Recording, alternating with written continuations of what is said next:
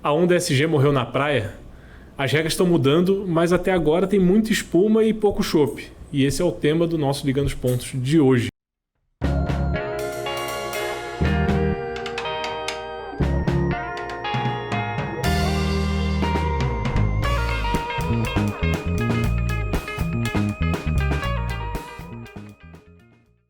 Na semana passada, a gente falou de ESG e, coincidentemente, a B3 mudou as regras para as empresas e deu um regulamento novo. Então, no último dia 19, que a B3 passou a exigir um novo regulamento para as empresas listadas em bolsa. E esse regulamento fala justamente das regras ESG, né? Tem um anexo que fala especificamente das regras ESG. E ESG, para quem não acompanha, é governança corporativa, ambiental e social. Em português traduziu para ASG, mas o mais comum é falar do ESG ou ESG, para quem gosta de falar em inglês uma sigla de 3 letras. E esse anexo ele exige que as empresas tenham na diretoria estatutária ou como membro do conselho de administração uma pessoa que se identifique com o gênero feminino, né? Ou um membro da comunidade de uma comunidade subrepresentada, que seria indígena, negros, quilombolas, LGBTQIA+, ou pessoas com deficiência. Só que o que acontece é que essa regra nova ela tem um porém, sempre tem um porém, né? Essa é a parte boa de ler as letrinhas até o fim. Ela segue o regramento do Pratique ou Explique. Sabe o que é o Pratique ou Explique, Maju? Você faz, ou você diz porque não fez. Professor, hoje meu cachorro comeu meu trabalho. Exatamente, você fez isso a infância inteira, o Pratique ou Explique. Ou quando você manda aquele trabalho para o professor desformatado e fala, nossa, o arquivo foi corrompido. Esse é o Pratique ou Explique. Ou seja, você pode só não fazer, desde que você diga por que você não fez e aí tá tudo bem também. E não precisa ser uma desculpa boa também. Não tem um nível de desculpa. Desde que você tenha uma desculpa, tá tudo certo. Porque a ideia toda desse Pratique ou Explique é que quem define se a empresa ter ou não uma mulher, uma pessoa que se identifique na comunidade LGBTQIA+, na diretoria, é o mercado. E aí isso se refletiria, né, na ideia do livre mercado, se refletiria no preço das ações, na valorização ou não da empresa. Ou seja, o que o mercado acha que essa empresa deveria ter ou não essas pessoas nos seus conselhos. E aí a Bolsa fala, eu posso regrar, eu posso falar para as empresas que seria bom ter e que se não tiver elas têm que explicar. Mas esse é o máximo que eu posso fazer porque eu não posso punir alguém por não ter essa iniciativa ESG, né?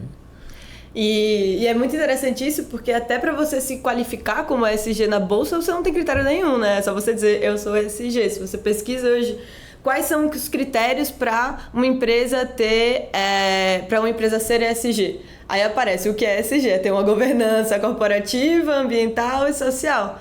Mas o que é isso? Da prática é o quê? Tipo, fisicamente é você fazer o quê?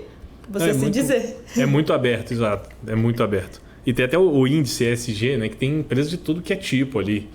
Você vê que eu até brinco que a própria Taurus, né, que é a empresa de arma, a arma é uma coisa muito pouco sustentável, exato. Mas eu conversei com o CEO da Taurus há pouco tempo atrás e eles estão numa iniciativa super apegada ao ESG, porque é uma exigência do mercado, é uma coisa que passou a ser mais cobrada.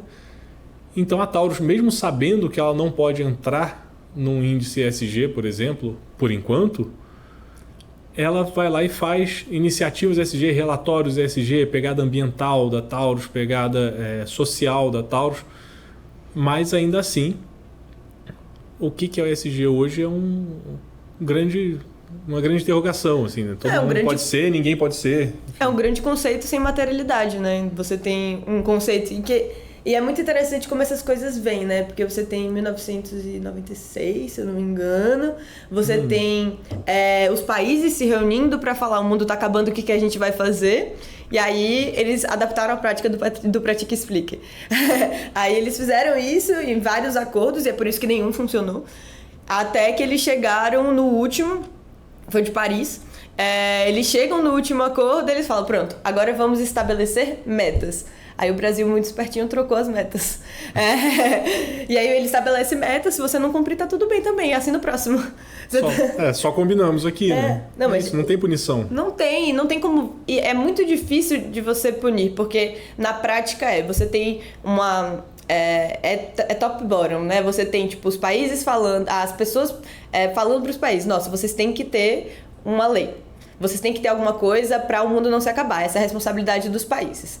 Aí os países têm que repassar essa responsabilidade, porque eles vão fazer o quê sozinhos? Então eles têm que repassar, só que como eles repassam? Eles não podem simplesmente botar, como você falou, uma lei de que agora em todos os conselhos vai ter que ter uma pessoa assim, uma pessoa assada, até porque isso não... Tipo, já vimos que não é só porque é uma pessoa dessa comunidade que ela realmente represente, sabe? Então, então você tem pessoas o quão representativo é um representante. Se tipo assim, esse é só o cara que tá lá pra fazer a foto da empresa, ou se é realmente alguém ativo que vai fazer mudanças. E aí quando você passa... Você tem uma política muito ampla já entre os países, é algo muito genérico. Então, quando você desce, é mais genérico ainda. E aí você chega na B3, que é, tipo, lá embaixo, né? E é muito mais genérico. Aí você vai para as empresas, não é nada. É literalmente nada, é um conceito vazio. Você vai, tipo, uma escalada que cada vez que você passa, as coisas ficam mais genéricas, porque é muito mais difícil que você consiga uma materialidade. Que haja uma imposição, né? Muito difícil. E você cobrar também, porque como você cobra dessas empresas se no país não tem uma legislação assim? Entendeu? Então, tipo, é muito difícil. Como você cobra do país uma legislação se no internacional eles só exigem nada? E até nesse conceito de livre mercado, você não pode exigir esse tipo de coisa porque o mercado é livre para dizer se isso é bom ou ruim. E aí tem um ponto que acaba sendo cobrado além do mercado, que é a rentabilidade, viu? Até além da valorização das ações e tal. O Goldman Sachs já fez uma pesquisa, isso em 2020, com a pandemia, né, estava fervendo ainda, e o Goldman Sachs provou que os fundos que tinham pelo menos uma mulher no grupo de gestão direta tiveram uma rentabilidade melhor do que os fundos geridos só por homens. Por quê? Porque a diversidade faz bem para o mercado. A gente fala diversifique a sua carteira, a gente fala diversifique seus investimentos, diversifique o seu portfólio de ações. E a gente fala isso porque você tem que diversificar as visões que estão dentro dos seus investimentos. E por que as visões são boas diversificadas? Porque elas estão mais preparadas para o todo, para o susto. Se você tem todas as vozes ali dentro, você está preparado para o imprevisível, que é o grande ponto do mercado, né? O que é previsível não assusta ninguém e não dá dinheiro para ninguém. Agora, você está preparado para o imprevisível, todo mundo perde dinheiro menos você. Ou todo mundo ganha um pouco e você ganha muito.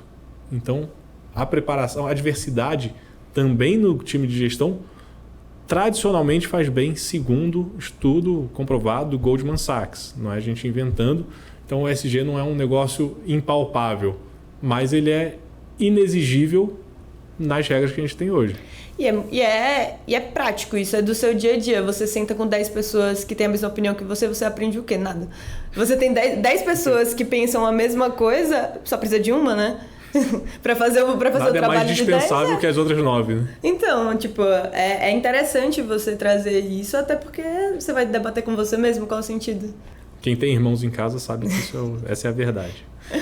E tem um ponto muito legal também, que é a cobrança do ESG por outro lado, que é o lado dos impostos.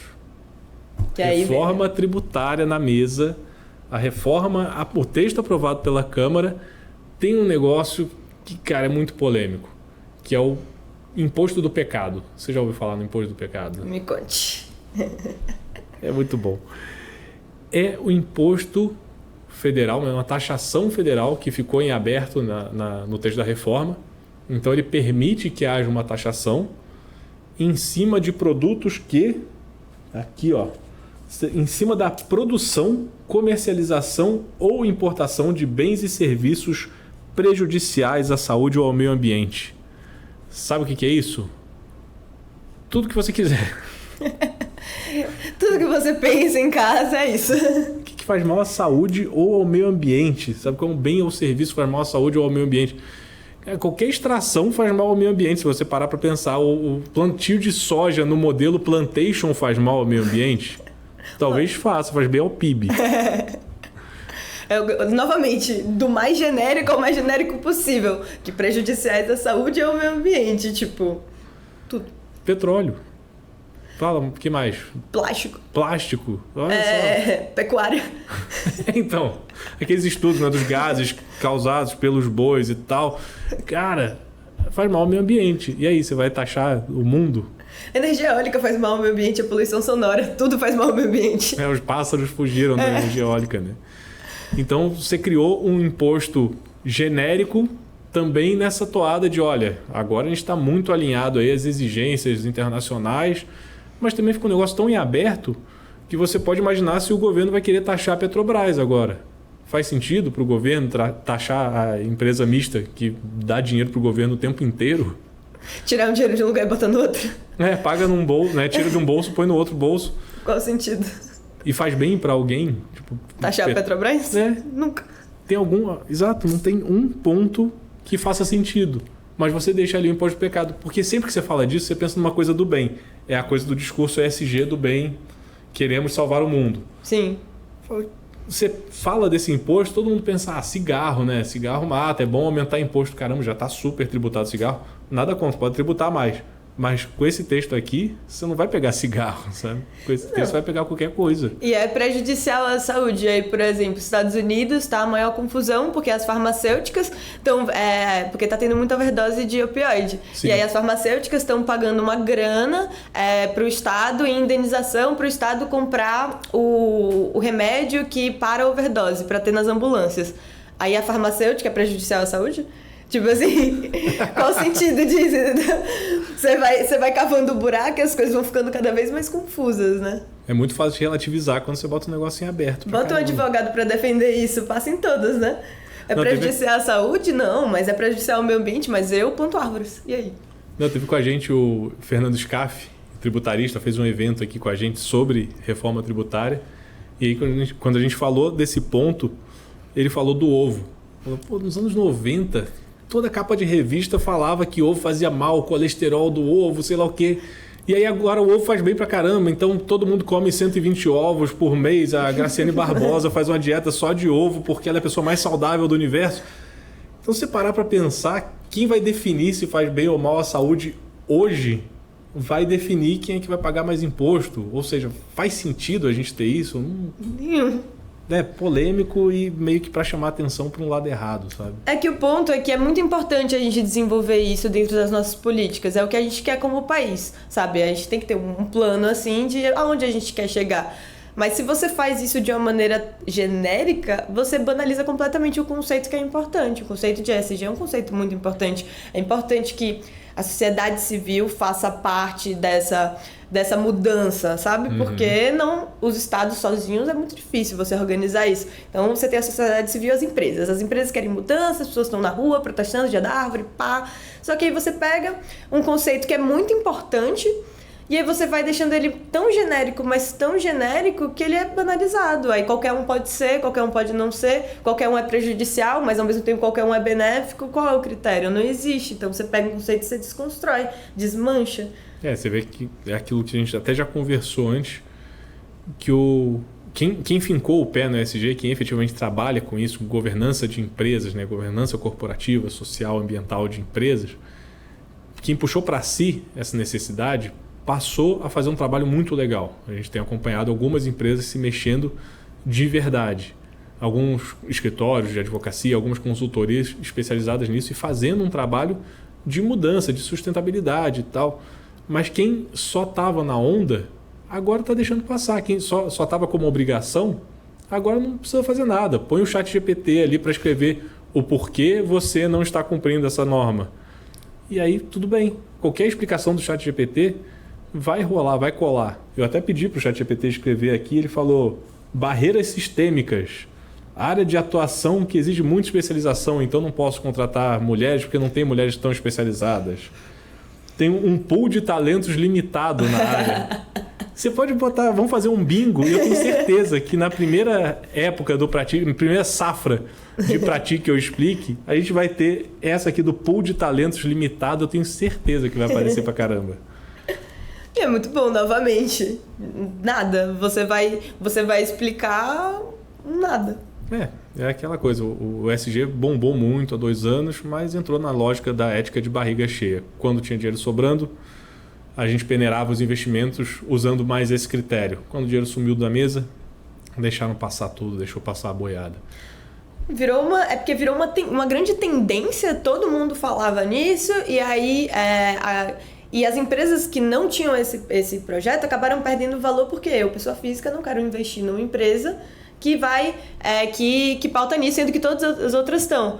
E aí você vai perdendo, porque a pessoa física em si não perde muito valor na bolsa, mas você vai perdendo credibilidade. E aí você fala, as pessoas estão gostando disso, eu vou criar um fundo que tem as empresas ESG ou eu vou criar um fundo das empresas que não tem? Porque meu cliente, ele vai olhar, ele vai querer investir ou ele não vai? E aí você vai nisso, os fundos vão criando coisa ESG, as empresas que estão fora dos fundos ficam, nossa, vou ter que me movimentar aqui. Se movimentam, todo mundo virou ESG, todo mundo esqueceu. Não, todo mundo virou e ninguém virou. Você falou dos fundos. Hoje a gente tem 50 mil investidores em fundos ESG no Brasil. Tá? Perto de 50 mil. Sabe de quantos investidores em fundos gerais a gente tem? 35 milhões e 500 mil. Então você acha que o investidor está super preocupado com essa pauta, que os fundos querem atrair? 50 mil pessoas entraram nos fundos ESG. De 35 milhões de pessoas que têm fundos nas carteiras. Então, a verdade é que nem o investidor entrou. Quem entrou foi a propaganda. E fica na cabeça, né? E aí você quer... É porque na bolsa é muito uma coisa de expectativa, né? Então você tem uma expectativa de que as pessoas vão parar de comprar e vão privilegiar outras coisas. Aí criou essa expectativa em quê? Na pandemia, né? 2019, um pouquinho antes. Quando o dinheiro já estava circulando 19, 18, já estava se falando de ESG, teve um posicionamento maior. Aí você tem uma expectativa de que talvez isso mude o jeito que o consumidor consome, a economia comportamental. Aí o consumidor vai consumir de outro jeito porque agora ele tem, além de preço, qualidade e, sei lá, localidade, ele tem o ESG como um dos critérios de avaliação na hora de comprar, né? Só que aí esse critério durou 2 anos, estourando, e sumiu. Então, se você não espera mais que o consumidor se importe, pra que você vai se importar? Se não tem ninguém se importando. O frisson sumiu, mas... E aí você vê a questão do regramento, né? Como é que demora para chegar? Porque agora que o frisson por ESG sumiu, que as regras estão entrando em vigor, né? Que essa da Bolsa entrou agora, no dia 19 de agosto. Quando o assunto já sumiu de pauta. Há muito tempo. Então, até mesmo uma entidade privada, como a Bolsa, né, a B3... completamente privada, completamente do mercado, demorou esse tempo todo para criar um posicionamento, um regramento que exija algo novo das empresas, numa época em que os consumidores já não estão olhando mais para isso. E aí talvez tenha perdido a onda do ESG na hora que estava um bom momento para explorar mais isso, né? Para exigir mais isso das empresas. E a reforma tributária com esse imposto do pecado, mas esse vai e volta. Essa discussão do imposto do pecado, nossa, é velha. Desde que a gente fala de cigarro e anos 70, sabe? E essas políticas ESG, elas demoram para você ter um efeito real. Porque não é um plano de, agora vou ser ESG, vou contratar 3 pessoas, vou fazer um processo seletivo, vou contratar essa galera aqui 3 e minorias pronto. pro conselho, né? Que é o topo do topo da empresa. E pronto, acabou. Não é. Você vê em 5 anos, 10 anos. As empresas começaram a implementar em 2018, você consegue ver uma melhora. Agora você tá dando... as políticas, elas fazem mais sentido, sabe? Você tem... em vez de ser uma parada de capa, elas vão entrando. E para você regular isso também é muito difícil, porque surgiu esse assunto novo, você regula como? O que você pede? Aí você tem os estudos dos advogados para ver o que você pode pedir. Aí você tem que falar com todas as empresas para dizer o que elas podem fazer. E aí, nesse meio tempo, é que nem o Bitcoin. O Bitcoin criptomoedas, né? Que todo mundo ganhou dinheiro com o Bitcoin há uns anos atrás. Hoje tá saindo regulação. Aqui nem saiu, né? Ainda. Nem saiu e o Bitcoin já deu muito dinheiro, criptomoedas deram muito dinheiro. Hoje em dia estão numa onda de baixa, mas ninguém fala mais sobre. E aí agora que vai começar a sair os regulamentos. Mas tem gente que tá apostando que agora é a grande volta, viu? Das cripto real. Pode ser. Por favor, tem cripto na minha carteira. Que seja. Que eu tô perdendo dinheiro. Eu acho que esse é um ponto de encerramento, mas que a exigência veio ali de trás, né? O usuário não, o investidor começou a olhar com mais atenção, mais carinho para isso. E aí o assunto morreu. Agora as regras estão chegando, as regras foram feitas aqui, com esse começo de interesse pelo assunto. Então talvez isso não possa sair do interesse do investidor, porque as regras estão chegando e elas vão moldando o mercado daqui para frente. Por mais que sejam regras abertas, elas começaram a existir, elas antes não existiam. Então, tirar isso do radar agora não é uma boa ideia. Manter no radar e acompanhar o assunto. O interesse pelo assunto diminuiu, mas o assunto não morreu e ele está dando resultado agora. Talvez mais para frente isso se torne uma exigência ainda maior e quem estiver preparado, quem se adiantar, se dá bem, né? Quem chega primeiro bebe água limpa. E é um assunto cíclico também. Então, algum dia os investidores estarão de barriga cheia de novo e algum dia isso vai voltar a ser prioridade. Um dia que eu aposto que não será tão longe. A médio prazo, 1 ano, 2, 3, a gente vai ter alguma mudança econômica, que seja aqui no Brasil, seja nos Estados Unidos, seja na Europa, que os investidores vão estar de barriga cheia de novo e eles vão pedir, pronto, agora essa aqui é as nossas regras, se adaptem. Não, então, taxa de juros caindo, dinheiro migra para o setor privado, dinheiro no setor privado aumenta a peneira, porque passa a circular mais e aí quer saber para onde que a gente vai investir. Acho que encerramos mais um episódio aqui do nosso Ligando os Pontos. Siga a gente nas redes sociais, Monitor do Mercado. A gente está disponível no Spotify, no YouTube, com o nome Ligando os Pontos. E se inscreva no canal do YouTube. Deixa uma review pra gente lá no Spotify. Clica aqui embaixo, dá joinha, manda pras pessoas. A gente vive disso, gente. Muito obrigada. Até a próxima.